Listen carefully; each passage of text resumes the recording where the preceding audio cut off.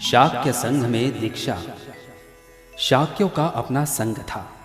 20 वर्ष की आयु होने पर हर शाक्य तरुण को शाक्य संघ में दीक्षित होना पड़ता था और संघ का सदस्य होना होता था। सिद्धार्थ गौतम 20 वर्ष का हो चुका था। अब यह समय था कि वह संघ में दीक्षित हो और उसका सदस्य बने। शाक्यों का अपना एक संघ भवन था जिसे वह संथागार कहते थे। यह कपिलवस्तु में ही था। संघ सभाएं संथागार में ही होती थी। सिद्धार्थ को संघ में दीक्षित कराने के लिए शुद्धोधन ने शाक्य पुरोहित को संघ की एक सभा बुलाने के लिए कहा। तदनुसार कपिलवस्तु में शाक्यों के संथागार में संघ एकत्रित हुआ।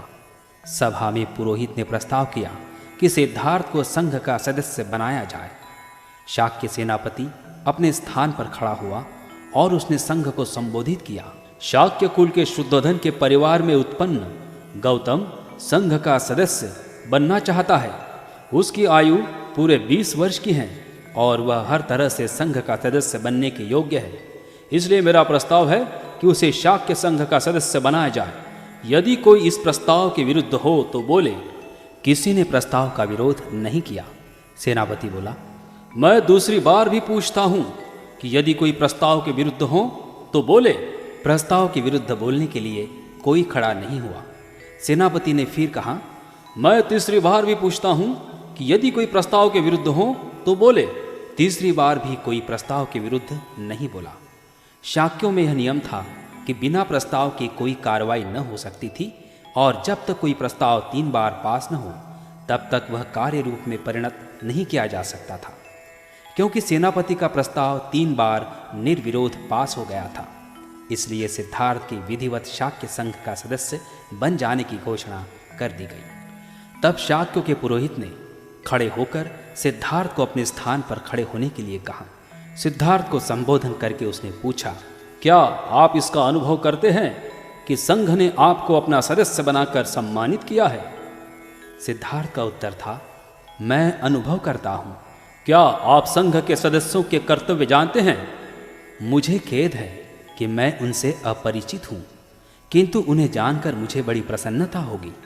पुरोहित बोला, मैं सर्वप्रथम आपको बताऊंगा कि संघ के सदस्य की हैसियत से आपके क्या कर्तव्य है।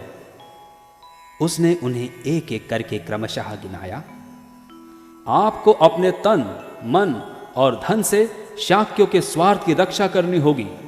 आपको संघ की सभाओं में उपस्थित रहना होगा। आपको बिना किसी भी भय या पक्षपात के किसी भी शाक्य का दोष खुलकर कह देना होगा।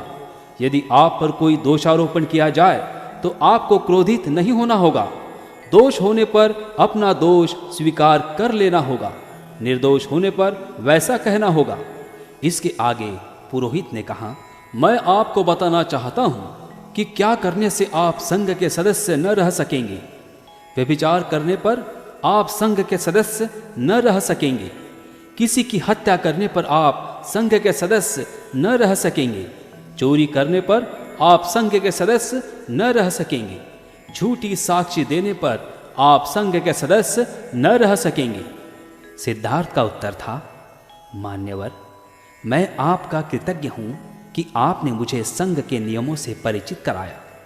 मैं आपको विश्वास दिलाता हूं कि मैं उनके अर्थ और व्यंजन सहित उन्हें पालन करने का प्रयास करूंगा।